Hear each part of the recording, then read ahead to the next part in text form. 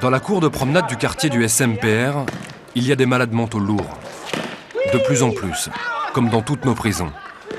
À croire que la société, après avoir fermé les asiles, les reconstruit derrière les barreaux.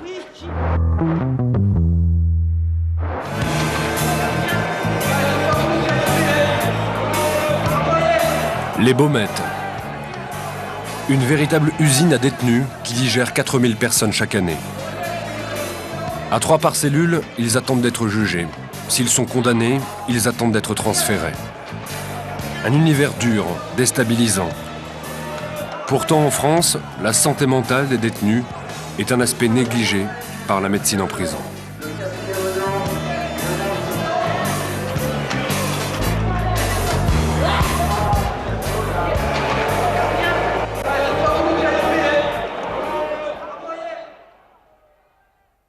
Je suis tendu et les journées me paraissent longues. J'arrive vers la fin. Pourtant, je viens de manger là. Hein. Mais là, les journées me paraissent une éternité. Selim est jeune, il se drogue aux tranquillisants, il est souvent condamné pour violence. Pascal est psychiatre, une profession rare en prison. Et qu'est-ce qui se passe alors?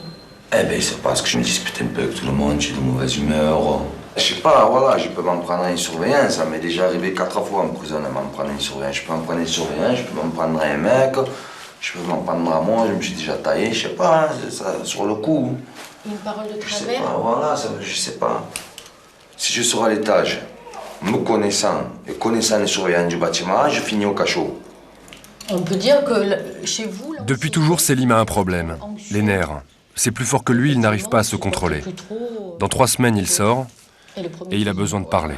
Et à la sortie, qu'est-ce que vous craignez? Vous dites que vous êtes un peu tendu. Alors c'est vrai que la sortie, c'est souvent un moment difficile. Rien, moi, dehors, je veux dire, j'ai Comment pas vous de... dites rien? Chez vos Rien. parents, non? Ouais, je vais chez ma mère, bien sûr. Et je veux dire, moi, j'ai pas un bon passé, moi. Pour trouver du travail, ça va être dur, il faut être franc. Qui va avoir confiance, un mec entré vivant en prison, violent. Et vous avez une petite fille? Ouais, elle a couché le 20 juillet. Vous avez une femme à l'extérieur? Oui.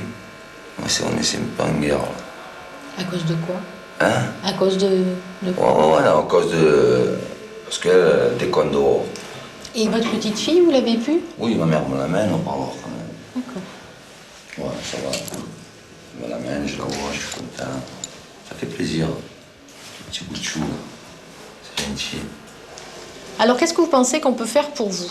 Pour voir un peu si Je sais c'est pas, possible? je suis venu vous demander, moi, un peu. Une hospitalisation? Voilà. D'accord. On va faire ensemble un projet de soins. Hein? Oui. Oui. Projet de Pour le soins. moment, ça me rendre service. Allez, venez. Des infirmières et des salles de consultation. Un morceau d'hôpital dans la prison. Ce soir, Selim dort ici. Au calme, ce petit quartier des Baumettes est réservé aux psychiatres.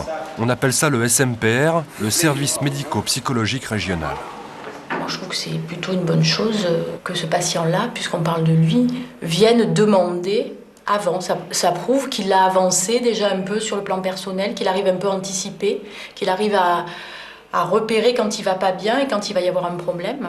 Comment on faisait avant, quand le SMPR n'existait pas aux Baumettes? Comment ça se passait par rapport à des situations comme celle-là, quand il y a quelqu'un qui était gité?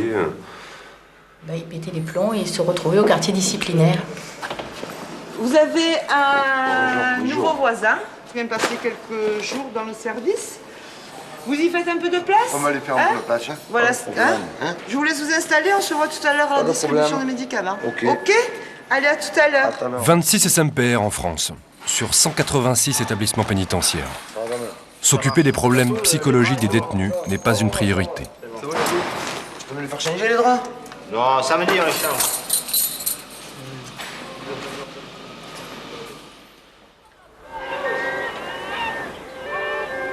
Pourtant, des gens qui vont bien, il y en a peu en prison. Ici, même à 10, les psychiatres sont débordés. Ils en voient beaucoup au bord de l'explosion.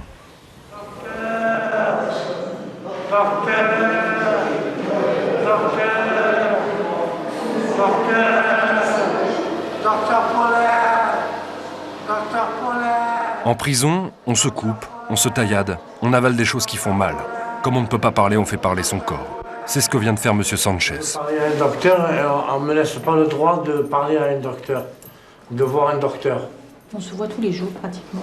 Oui, mais là, le docteur me voit. C'est ça qu'on vous a dit depuis tout à l'heure, que le docteur Paulin consultait.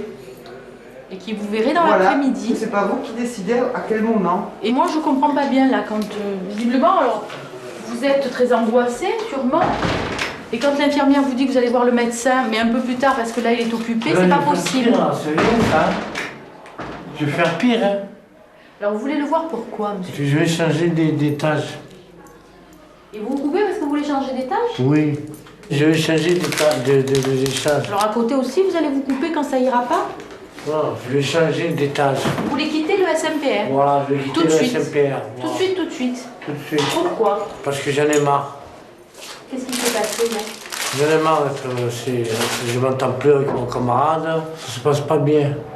Vous n'arrivez pas à discuter avec lui ou vous n'arrivez pas? Je n'arrive pas à discuter. Ah, il est là, monsieur Paul.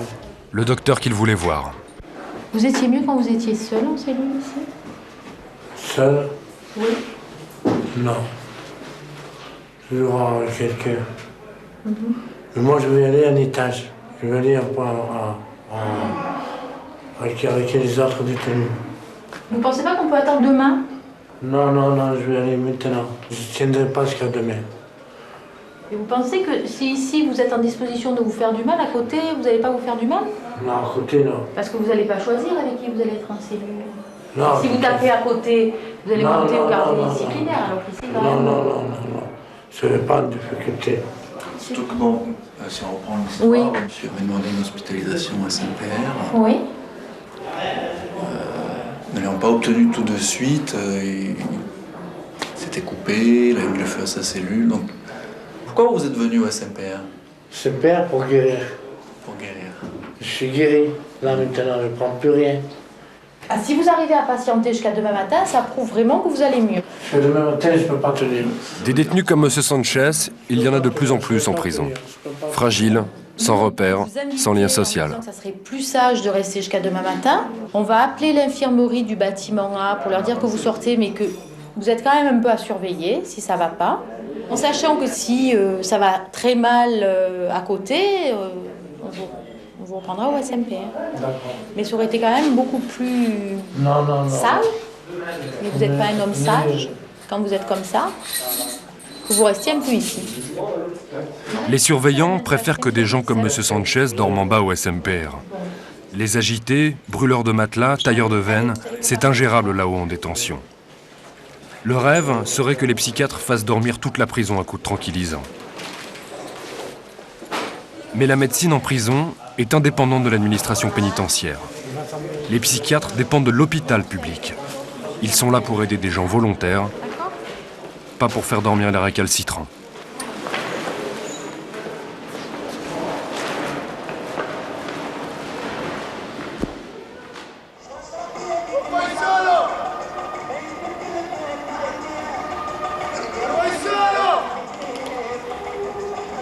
Les surveillants n'aiment pas s'occuper de détenus trop fragiles.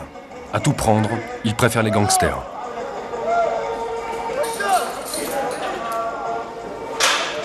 La nuit, ils sont seuls à bord.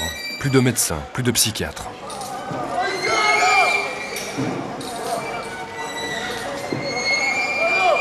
Il est 23h. C'est l'heure du fourgon de police qui amène les nouveaux. Après 24 ou 48 heures de garde à vue, parfois déjà jugés en comparution immédiate.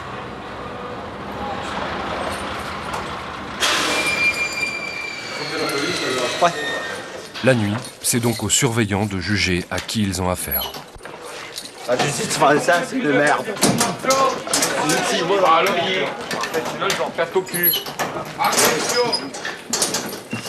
Regardez un peu les figures, comment on agit sur les prisonniers, comment on les prend, on les scelle, on leur donne les bonnes. Vive la justice française, c'est une bonne d'ordure. Les statistiques le montrent, en prison on se suicide, entre autres, juste après l'arrivée. Le juge il demande 12 mois pour un truc que je n'ai pas fait. Je dis, mais vous êtes en train de juger quoi là? On vous juge sur votre passé, il me dit. Voilà. Bonne d'enfer. Les toxicomanes ont été sevrés de force pendant la garde à vue. Les malades, parfois privés de leurs tranquillisants. Et tout le monde est sous le choc. On t'arrête ton cinéma, c'est la vérité. Et vous le savez très bien. Vous l'avez très bien vu. Moi, j'ai vu.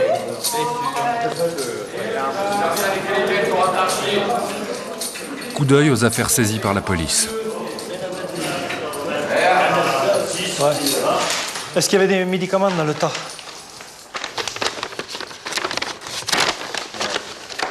C'est important de savoir s'il y a des médicaments. Oui, on voit à peu près le...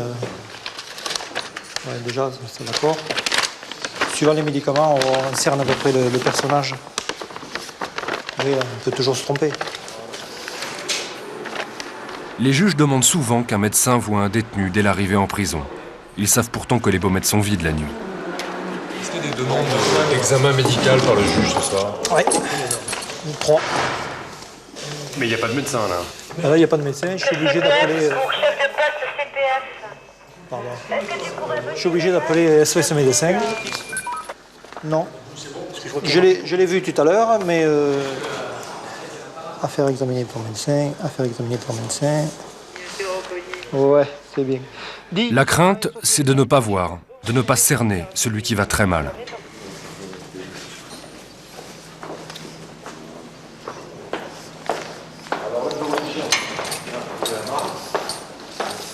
On doit surtout faire attention aux primaires, comme on dit.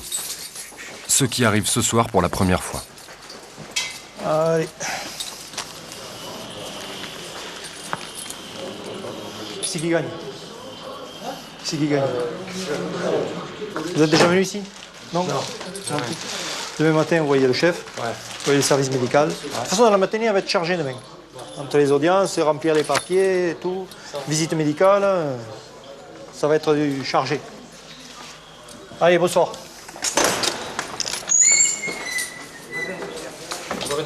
Allez, bonsoir. Il y a le même matinée. Oui, il y a tout ce qu'il faut ici. Il y a le match en plus ce soir. C'est le paradis. Demain, pour la télé, il faudra payer.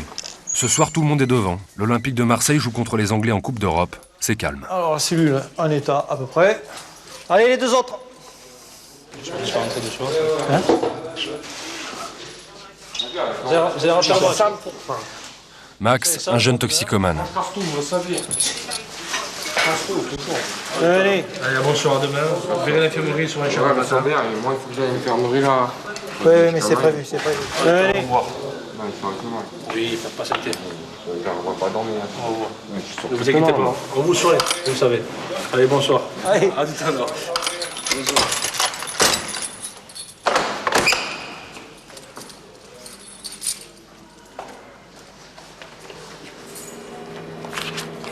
Ce soir au Baumette, il y a 8 nouveaux. Et peut-être tu travailles demain pour les psychiatres. Un but. Je sais pas qui. Marseille, je pense. Ça, c'est la... C'est la température, ça. La santé mentale des détenus, c'est un sujet préoccupant pour vous aujourd'hui, en prison? Pour tout le monde. Préoccupant, c'est... Un détenu, il est bien, il est en bonne santé, il a de bonnes relations avec l'extérieur. C'est pas un détenu qui pose un gros problème.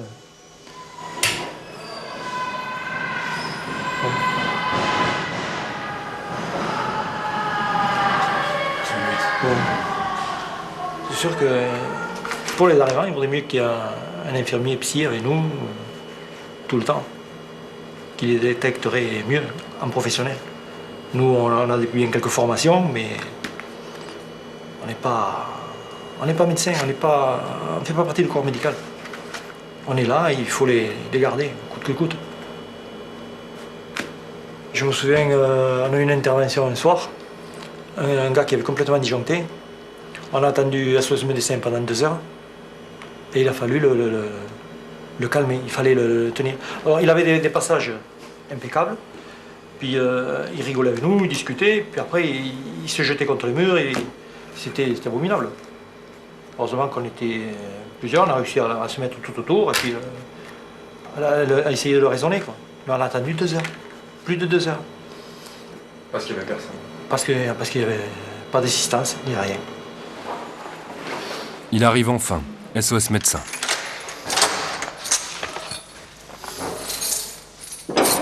Oh, ça va pas. 3 ordonnances à voir. Un qui a un traitement en cours, je vous le laisse. Oui. Celui-là qui était un peu excité, mais là maintenant il s'est un peu calmé. Il n'y a plus la présence de la police. C'est dans l'ordre que vous me l'amenez. Exercice pas évident. Le médecin n'a pas accès aux dossiers médicaux de ceux qui sont déjà venus ici. La pharmacie de la prison est fermée.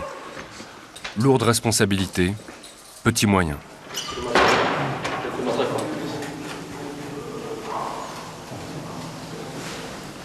Ici, je ne peux pas prescrire parce qu'ils ne vont pas aller le chercher, mais ce que je fais, je donne de ma réserve personnelle 1 ou 2 comprimés pour les soulager ce soir. Ce n'est pas toujours le traitement qu'ils ont l'habitude d'avoir, mais ça les soulagera un petit peu.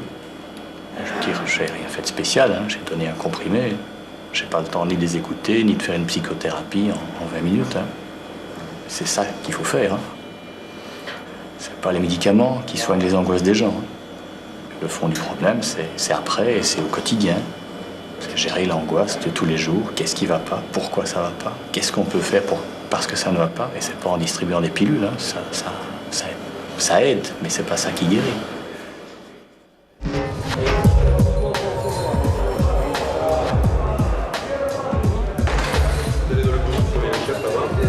Les mêmes détenus le lendemain matin. Les surveillants voient tous ceux arriver dans la nuit pour déterminer rapidement leur profil. Il faut leur trouver une place en cellule, avec le plus souvent 2 autres détenus. Les plus fragiles pourront être aiguillés vers les psychiatres. Max, le toxicomane, est le premier à passer. Cette nuit, il était agité. Il a été arrêté pour vol. L'interpellation a dégénéré. Mais qu'est-ce qui s'est passé?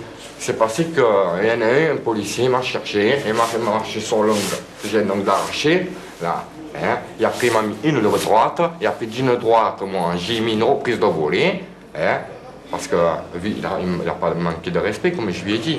Déjà au départ, en parole, j'ai dit vous manquez de respect, plus vous me faites mal aux pieds et vous le faites exprès. Alors, bon. Combien de fois vous avez été incarcéré? C'est la 4e fois. 4e fois. La plus forte, vous êtes resté combien de temps en prison? 2 ans plein, et à chaque fois un an plein. Pour quel motif c'était? De voiture, m'avoir amusé avec la police, pendant plus de 25 minutes de poursuite, pendant l'autoroute. Vous êtes un spécialiste du rodéo? L'ancien verse sur l'autoroute. Ah bon, pas plus? Pas plus. Bon, ça va, d'accord.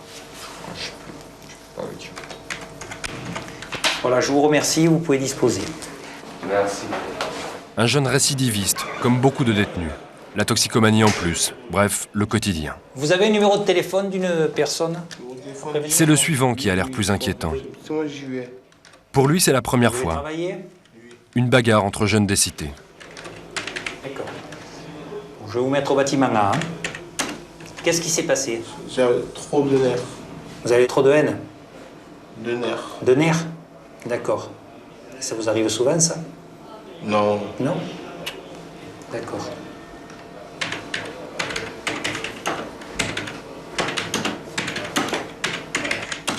Allez, vous pouvez disposer.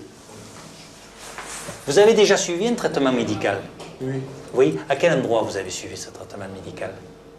Au début, j'étais à l'hôpital. À quel hôpital vous étiez? Valvert, j'ai eu des troubles du comportement. J'ai eu des troubles du comportement et ils m'ont donné un traitement. Un traitement, d'accord.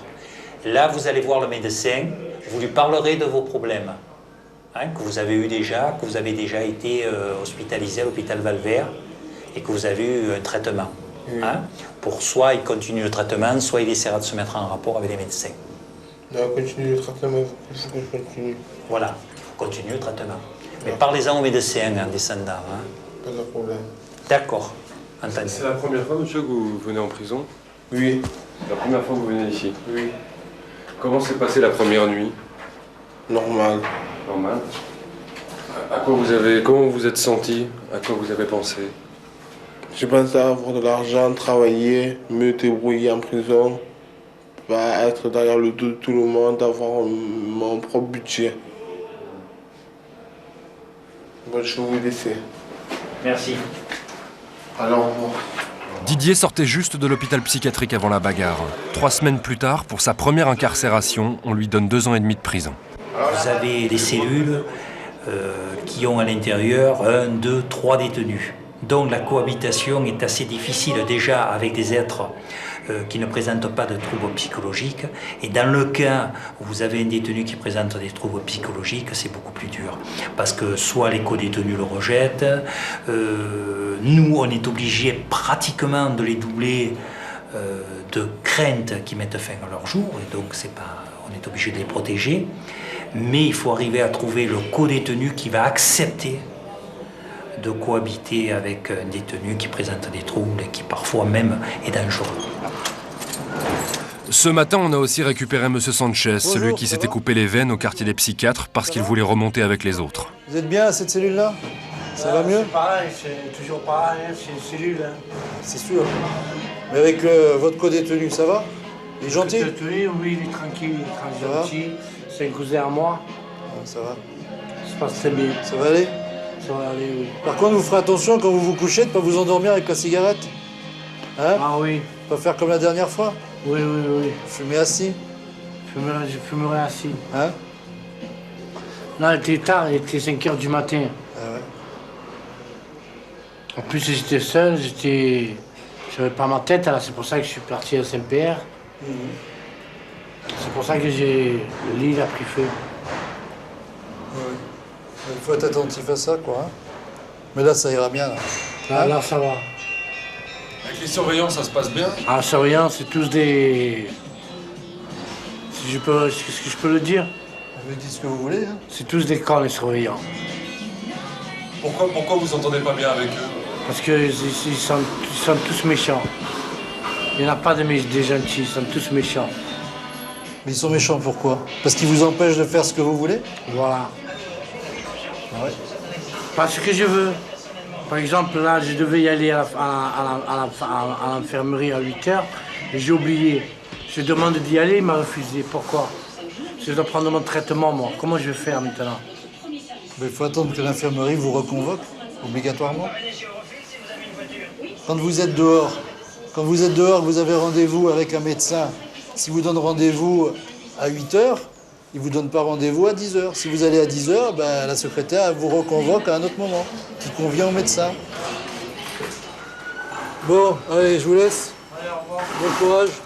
Au revoir.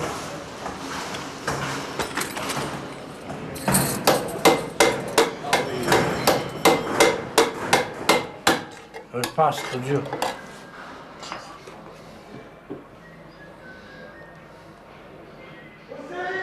C'est parce que le couteau, il sait que c'est. Sinon, je faisais comme ça. Les psychiatres n'aident pas que des gens angoissés par la prison, des toxicomanes ou des détenus sans lien social. Dans la cour de promenade du quartier du SMPR, il y a des malades mentaux lourds. De plus en plus, comme dans toutes nos prisons. À croire que la société, après avoir fermé les asiles, les reconstruit derrière les barreaux. Oui, 3-0. Franck, par exemple. 23 ans, arrêté à l'âge de 17 ans. Un jeune homme dans un état délirant. Les juges ne lui accordent aucune permission pour voir sa famille. Rien, aucune remise de peine. C'est comme ça. Celui qui souffre de problèmes psychiatriques en prison est doublement puni, car il fait peur. Asseyez-vous. Là ? Franck va de plus en plus mal, et encore il a de la chance. Au Baumette, il y a un lieu pour les psychiatres. On n'ose pas imaginer ce qu'il vivrait dans une autre prison. Oui. Est-ce que les fous, ça existe? C'est une question que je vous pose. Est-ce que les fous, ça existe? Je ne sais pas ce que c'est un fou, monsieur Mouf. Vous savez pas c'est quoi un fou? Moi, ce que je connais, c'est des gens en grande difficulté. Voilà. Moi, je suis qui souffrent. Mes 3 frères, on est des moines. Oui. Des moines, des sages. Et j'ai des dents. J'ai pas compris. J'ai des dents. Des dents? Des dents. Des dents. Des dents de voyance. Les dents de voyance, c'est que mon père, c'est un roi et ma mère, c'est une reine. D'accord. C'est un don du bon Dieu qui m'a donné le don. Il m'a donné le don que bientôt, la vie va changer. La terre, elle est comme ça, elle va se retourner, on sera immortel. Est-ce que vous pensez que la place de certains détenus, c'est la prison? Ce qu'on peut dire, c'est que dans notre pratique quotidienne, on rencontre de plus en plus de sujets extrêmement vulnérables, extrêmement fragiles. Naïf. Oui. qui sont là pour des infractions, des délits ou des crimes, qui ont été reconnus par les experts et donc par la justice partiellement responsables et qui se voient sanctionnés par des peines souvent très lourdes. Ça, c'est pas ma vraie apparence. C'est pas mon vrai apparence. Ma vraie apparence, c'est notre apparence. Je suis un caméléon. Oui. Étrange évolution. À l'extérieur, les hôpitaux psychiatriques n'ont plus de moyens. Et quand les malades commettent des crimes ou des délits, on les juge de plus en plus responsables de leurs actes. Leur trouble devrait être une circonstance atténuante, c'est souvent le contraire, ils sont condamnés plus lourdement.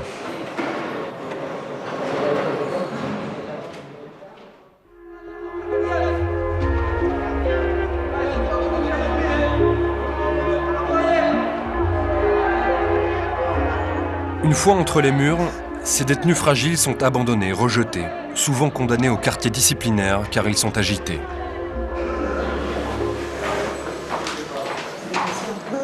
Le quartier disciplinaire, le mitard, est au 4e étage aux Baumettes, dans un bâtiment récent.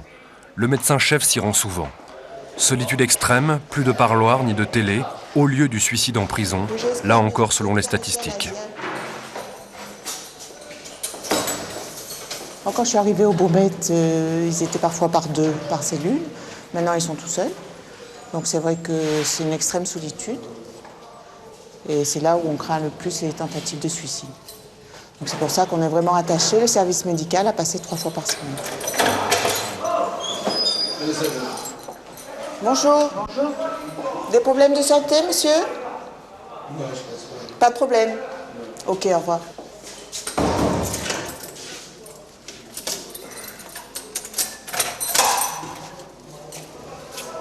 Bonjour. Des problèmes de santé? Non. Ok. Au revoir. Ah. Vous faites la grève de la faim? Pourquoi?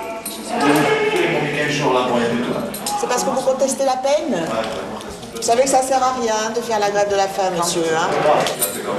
Bon. Je vous recevrai cet après-midi à l'infirmerie, hein, pour vous expliquer un petit peu, parce qu'il y a des examens à faire, hein, puis quand même pour dire que ça, faire une grève de la faim, ça engendre quand même des problèmes de santé relativement importants. D'accord? Bonne journée. Tant qu'il est conscient, il a le droit de ne pas manger.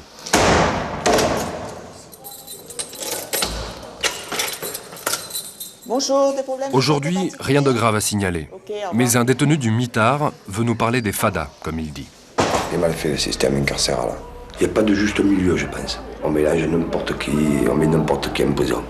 C'est-à-dire que si la personne n'a pas choisi la voie d'être un voyou, de voler toute sa vie, d'être un voyou, quoi. S'il n'a pas choisi ça, qui rentre accidentellement en prison, c'est un mec qui va être traumatisé. Rien que quand il va se mettre à la fenêtre, qu'il va voir tous ces apaches, tous ces indiens en promenade, et cette promenade qu'il y a à l'heure actuelle, le mec, il n'aura pas envie d'aller en promenade, c'est pas vrai. Ils se font plus facilement raqueter, plus facilement... Ah, c'est parce qu'ils sont fadas, ils sont peine de cachés, on les endort. C'est des légumes, ils sont végétales. Donc ça fait que pour n'importe quoi, pour un paquet de cigarettes, il va vous donner les baskets et tout. Et c'est pas la racaille qui manque pour leur prendre les affaires et les baskets. Les mecs, ils se régalent hein, quand ils les croisent. Hein. Faut pas déconner quand même.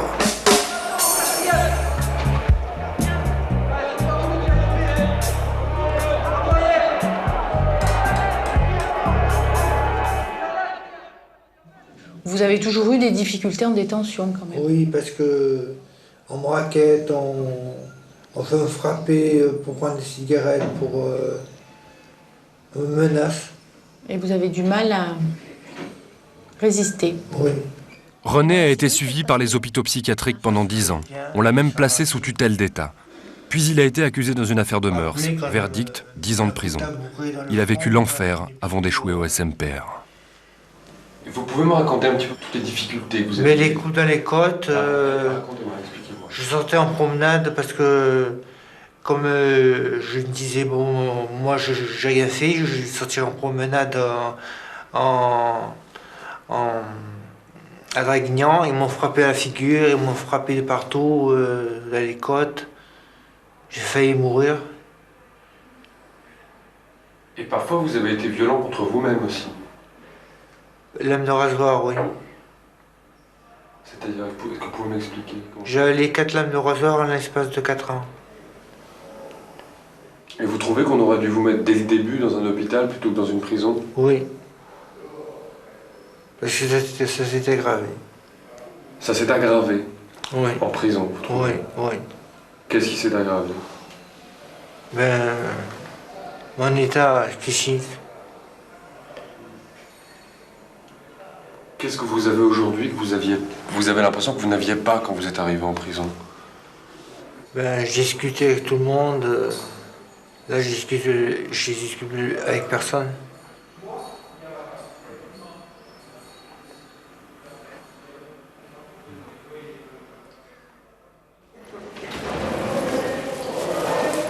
René s'en va ce matin.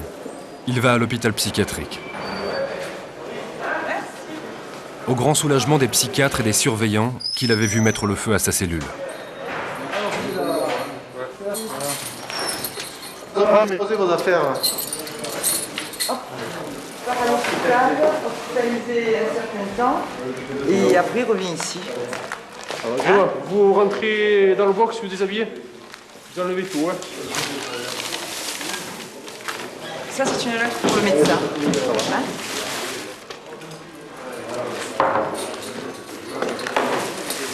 Hein? Levez le slip. Mets-moi les chaussures.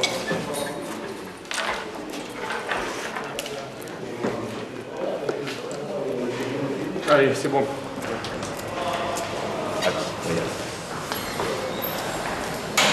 Malade ou détenu, il aura les menottes jusqu'au bout, escorté par la gendarmerie.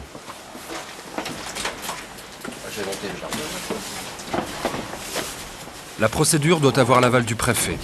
Quand l'état d'un détenu est incompatible avec la prison, on peut l'hospitaliser.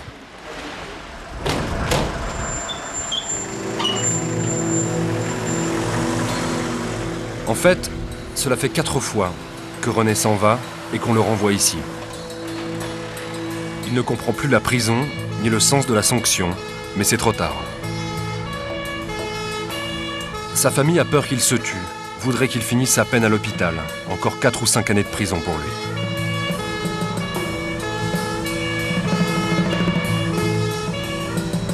On arrive à Toulon, à l'hôpital Chalucé dont dépend René.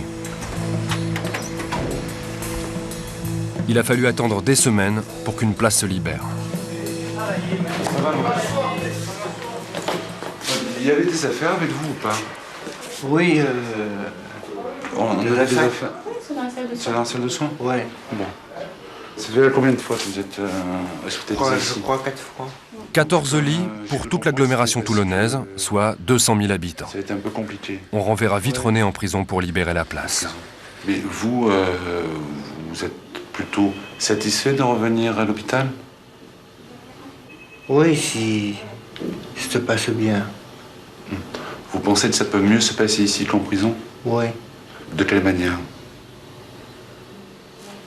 Ben...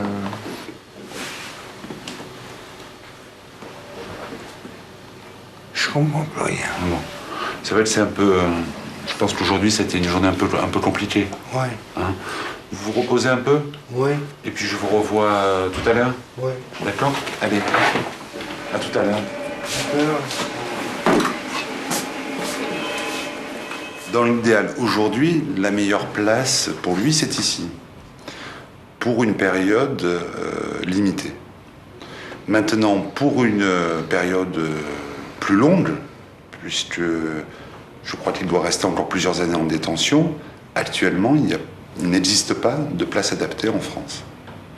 La prison n'est pas adaptée à son état de santé et un séjour prolongé dans un service de psychiatrie qui a des taux de rotation très rapides n'est pas non plus conseillé. Donc actuellement, il n'y a pas de place. Il n'y a pas de place en France pour des gens qui présentent des troubles mentaux graves et qui doivent avoir des peines de prison au long cours.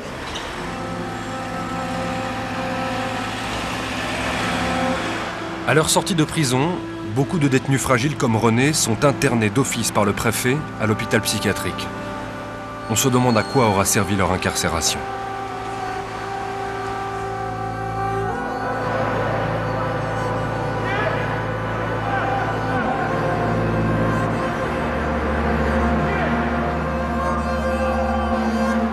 Les 10 psychiatres des Baumettes ont d'abord affaire à la détresse sociale et à tous ceux que la prison fragilise. Ça ne se voit pas à la télévision, car c'est au long cours, mais ils aident des détenus à réfléchir à ce qu'ils ont fait, à mieux se connaître. Restent ceux qui sont gravement malades. On se demande si la justice ne les envoie pas en prison justement parce qu'aujourd'hui, des psychiatres y travaillent. Effet pervers. La nuit, le quartier des psys rappelle étrangement les asiles de fous du 19e siècle.